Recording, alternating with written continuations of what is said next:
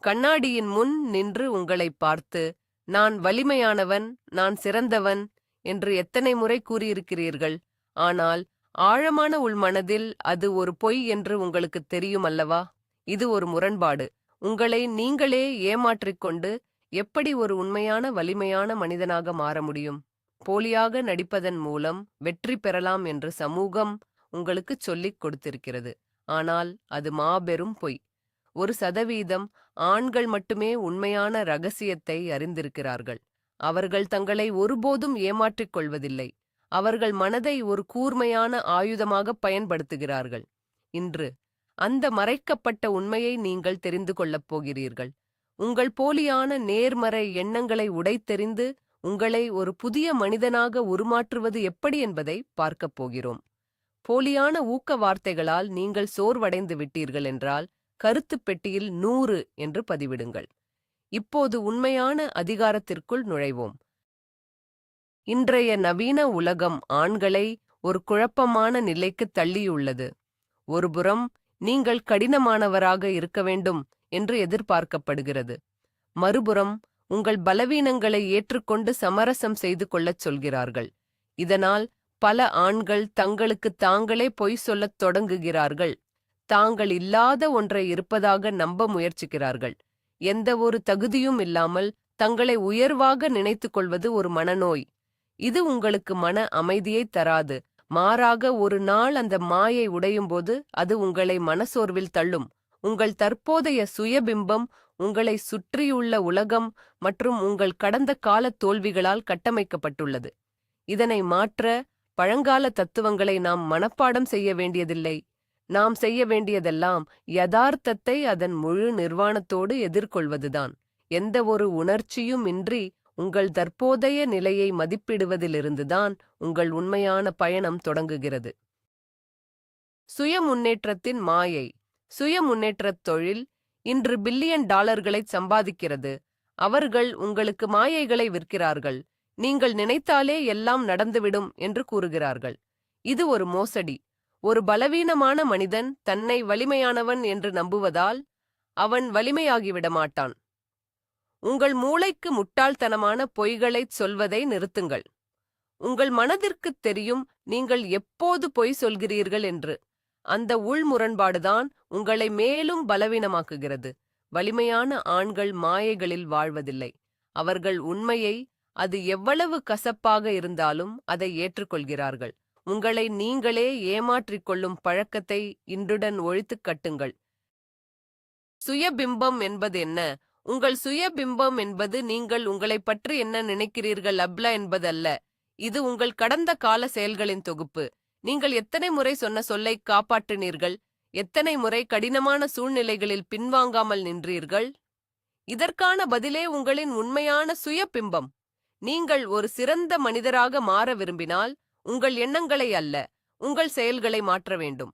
செயல்கள்தான் உங்களைப் பற்றிய ஆழமான நம்பிக்கையை உருவாக்குகின்றன. இதுதான் வெற்றியாளர்களை மற்றவர்களிடமிருந்து வேறுபடுத்துகிறது. நேர்மறை எண்ணங்களின் ஆபத்து. எப்பொழுதும் நேர்மறையாக மட்டுமே சிந்திக்க வேண்டும் என்பது ஒரு நச்சுத்தன்மையான கருத்து. இது உங்கள் உண்மையான பிரச்சனைகளை மறைக்கப் பயன்படும் ஒரு போர்வையாகும். உங்கள் வாழ்க்கையில் உள்ள குறைகளை மூடி மறைக்க நேர்மறை எண்ணங்களை பயன்படுத்தாதீர்கள். மாறாக உங்கள் தற்போதைய குறைகளை நேருக்கு நேர் பாருங்கள். ஆமாம், நான் இப்போது உடற்தகுதியில் இல்லை. ஆமாம், நான் நிதி ரீதியாக பின்தங்கியிருக்கிறேன். இதுதான் உண்மையான ஆரம்ப புள்ளி. இந்த நிதர்சனத்தை ஏற்றுக்கொள்வது உங்களை பலவீனப்படுத்தாது. மாறாக இது உங்களை சுதந்திரமாக்குகிறது. இதுதான் ஒரு உண்மையான ஆணின் அடையாளம். இரக்கமற்ற உண்மை என்ற கண்ணாடி. நீங்கள் உங்கள் வாழ்க்கையை ஒரு புறவயமான பார்வையில் பார்க்க பழக வேண்டும். அதாவது உங்களை ஒரு அந்நியன் பார்ப்பது போல் பார்க்க வேண்டும். உங்கள் உணர்ச்சிகளை ஓரமாக வைத்துவிட்டு உங்கள் செயல்களை மட்டும் மதிப்பிடுங்கள். இது கடினமானது. இது வலியைத் தரும். ஆனால் இந்த இரக்கமற்ற உண்மைதான் உங்களை செதுக்கும் ஒளி. உணர்ச்சிகளின் அடிப்படையில் உங்களை மதிப்பிடுவதை நிறுத்துங்கள். உங்கள் கோபம், உங்கள் வருத்தம், உங்களின் தற்காலிக உத்வேகம் எதற்கும் எந்த மதிப்பும் இல்லை. முடிவுகள் மட்டுமே பேசும். இதை உணர்ந்தவர்கள் மட்டுமே மேலாதிக்க நிலையை அடைகிறார்கள். செயலுக்குப் பின்னரே அடையாளம். முதலில் நான் நம்பிக்கையானவனாக மாற வேண்டும், அதன் பிறகுதான் நான் சவால்களை எதிர்கொள்வேன் என்று நீங்கள் நினைத்தால் நீங்கள் தோற்றுவிட்டீர்கள். நம்பிக்கை என்பது செயலுக்குப் பிறகு வருவது. நீங்கள் பயந்து கொண்டே ஒரு செயலைச் செய்கிறீர்கள், அதை வெற்றிகரமாக முடிக்கிறீர்கள். அதன் பிறகுதான் உங்களுக்கு நம்பிக்கை பிறக்கிறது. செயலுக்கு முந்தைய நம்பிக்கை என்பது வெறும் தற்பெருமை. எனவே நீங்கள் எப்படி உணருகிறீர்கள் என்பதைப் பற்றி கவலைப்படுவதை நிறுத்துங்கள். நீங்கள் செய்ய வேண்டியதை எந்த மனநிலையில் இருந்தாலும் செய்து முடியுங்கள். அதுதான் உண்மையான ஒழுக்கம். தற்போதைய பலவீனத்தை ஏற்றுக்கொள்வது, உங்கள் பலவீனங்களை ஒப்புக்கொள்வது அவமானமல்ல, அது தைரியம். உங்களின் குறைகளை நீங்கள் மறைக்க முயற்சிக்கும்போது மற்றவர்கள் அதை பயன்படுத்தி உங்களை தாக்க முடியும். ஆனால் உங்கள் குறைகளை நீங்கள் முழுமையாக அறிந்து கொண்டு அதை ஏற்றுக்கொண்டால் உலகில் எவராலும் உங்களை காயப்படுத்த முடியாது. உங்கள் இருண்ட பக்கங்களை வெளிச்சத்திற்கு கொண்டு வாருங்கள். நான் எதில் பலவீனமாக இருக்கிறேன் என்பதை துல்லியமாக வரையறுங்கள். அதை மாற்றுவதற்கான உத்திகளை தீட்டுங்கள். இது உணர்ச்சி வசப்பட்ட செயல் அல்ல, இது ஒரு போர் வியூகம். வலிமையான மனதின் கட்டமைப்பு. ஒரு வலிமையான மனதை உருவாக்குவது என்பது செங்கற்களை வைத்து ஒரு கோட்டையை கட்டுவது போன்றது. ஒவ்வொரு சிறு செயலும் ஒரு செங்கல். நீங்கள் காலையில் அலாரம் அடித்தவுடன் எழுவது ஒரு செங்கல். நீங்கள் செய்ய விரும்பாத ஆனால் செய்ய வேண்டிய வேலையை முடிப்பது மற்றொரு செங்கல். இந்த சிறு சிறு வெற்றிகள்தான் உங்கள் சுயபிம்பத்தை மறுபரிசீலனை செய்கின்றன. உங்களுக்கு நீங்களே அளித்த வாக்குறுதிகளை காப்பாற்றும் போது உங்கள் மனம் உங்களை நம்பத் தொடங்குகிறது. இந்த நம்பிக்கையை எவராலும் அசைக்க முடியாது. திறமைக்கான சிறு ஆதாரங்கள். உங்களை நீங்கள் நம்ப வேண்டும் என்றால் உங்கள் மனதிற்கு ஆதாரங்கள் தேவை. அந்த ஆதாரங்களை நீங்கள்தான் உருவாக்க வேண்டும். இதைத்தான் மைக்ரோ ப்ரூஃப்ஸ் என்று அழைக்கிறோம். தினமும் ஒரு சிறிய கடினமான செயலைச் செய்யுங்கள்.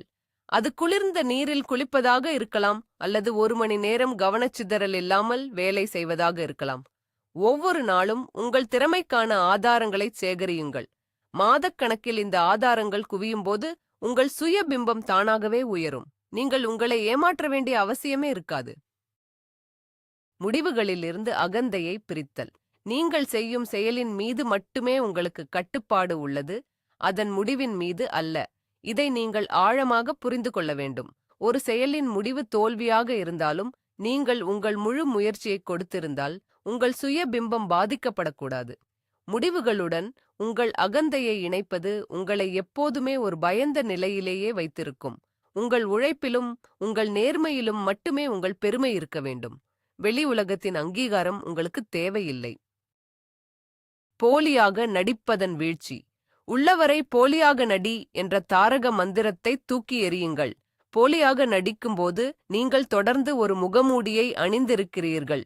இந்த முகமூடி எப்போது கழன்று விழுமோ என்ற பயம் உங்களை எப்போதும் அறிகிறது. இது மிகப்பெரிய மன அழுத்தத்தை உருவாக்குகிறது. இதற்கு பதிலாக, நான் இன்னும் அங்கு செல்லவில்லை, ஆனால் நான் கற்றுக்கொண்டிருக்கிறேன் என்று உண்மையாக இருங்கள். உண்மையான மனிதர்கள் போலியாக இருப்பதில்லை. அவர்கள் தங்களுடைய பயணத்தின் எந்த கட்டத்தில் இருக்கிறார்கள் என்பதை வெளிப்படையாக ஏற்றுக்கொள்கிறார்கள். உள் மதிப்பீட்டு முறையை உருவாக்குதல். உலகம் உங்களை எப்படி மதிப்பிடுகிறது என்பது முக்கியமல்ல. உங்கள் வெற்றிக்கான அளவுகோலை நீங்களே நிர்ணயிக்க வேண்டும். சமூகம் உங்களுக்கு பணத்தையும் பதவியையும் மட்டுமே அளவுகோலாக கொடுக்கிறது. ஆனால் ஒரு உண்மையான அறிவார்ந்த மனிதன் தன் ஒழுக்கத்தையும் கொள்கையிலிருந்து தவறாத தன்மையையுமே அளவுகோலாகக் கொள்கிறான். இன்று நான் என் கொள்கைப்படி வாழ்ந்தேனா? இன்று நான் என் கடமையை சரிவர செய்தேனா? இந்த கேள்விகளுக்கு ஆம் என்று பதில் வந்தால் நீங்கள் வெற்றி பெற்றவர். இதுதான் உன்னதமான ஆக மதிப்பீடு. உங்கள் பலவீனத்தில் சமூகத்தின் லாபம். உங்கள் சுய பிம்பம் பலவீனமாக இருக்கும்போதுதான் பெருநிறுவனங்கள் உங்களுக்கு பொருட்களை விற்க முடியும். உங்களுக்கு முடி கொட்டுகிறது என்ற கவலையை தூண்டி அவர்கள் லாபம் சம்பாதிக்கிறார்கள். நீங்கள் போதுமானவர் இல்லை என்ற எண்ணத்தை உருவாக்கி ஆடம்பரப் பொருட்களை விற்கிறார்கள். நீங்கள் உங்களை முழுமையாக ஏற்றுக்கொண்டால் அவர்களின் வியாபாரம் படுத்துவிடும். எனவே உங்கள் சுய பிம்பத்தை பலப்படுத்துவதென்பது வெறும் தனிப்பட்ட முன்னேற்றம் அல்ல, இது இந்த சமூகத்தின் மாயைக்கு எதிரான ஒரு கிளர்ச்சி. சுய தேடலுக்கு மௌனத்தின் பங்கு. எப்பொழுதும் எதையாவது கேட்டுக்கொண்டோ பார்த்து கொண்டோ இருப்பதை நிறுத்துங்கள். ஒரு நாளைக்கு குறைந்தது 30 நிமிடங்களாவது முழுமையான மௌனத்தில் இருங்கள். தொலைபேசி இல்லை, இசை இல்லை. உங்கள் சொந்த எண்ணங்களுடன் தனித்திருங்கள். ஆரம்பத்தில் இது உங்களை பயமுறுத்தும். உங்கள் மனதின் இருண்ட கேள்விகள் எழும். அவற்றை எதிர்கொள்ளுங்கள். அந்த மௌனத்தில்தான் நீங்கள் உண்மையில் யார் என்பதற்கான விடை இருக்கிறது. கவனச்சிதறல்களை பயன்படுத்துவது தப்பிக்க நினைக்கும் கோழைகளின் வேலை. கடினத்தன்மையை அரவணைத்தல். வசதியான வாழ்க்கை உங்களை அழிக்கிறது. எப்போதெல்லாம் நீங்கள் வசதியைத் தேடுகிறீர்களோ அப்போதெல்லாம் உங்கள் சுயபிம்பம் கீழிறங்குகிறது. வலியையும் கடினமான சூழ்நிலைகளையும் வலியச் சென்று தேடுங்கள். நீங்கள் உங்கள் உடலையும் மனதையும் வருத்தும்போது நீங்கள் உங்களுக்கு ஒரு செய்தியை அனுப்புகிறீர்கள். நான் எந்தச் சூழ்நிலையையும் தாங்கக்கூடியவன்.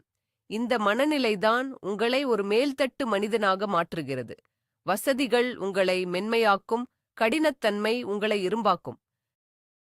உள்கதையை மாற்றி எழுதுதல். நீங்கள் உங்கள் கடந்த காலத்தைப் பற்றி உங்களுக்குச் சொல்லும் கதை என்ன? நான் ஒரு பாதிக்கப்பட்டவன் என்று சொல்கிறீர்களா அல்லது நான் ஒரு போராளி என்று சொல்கிறீர்களா? நடந்த நிகழ்வுகளை உங்களால் மாற்ற முடியாது.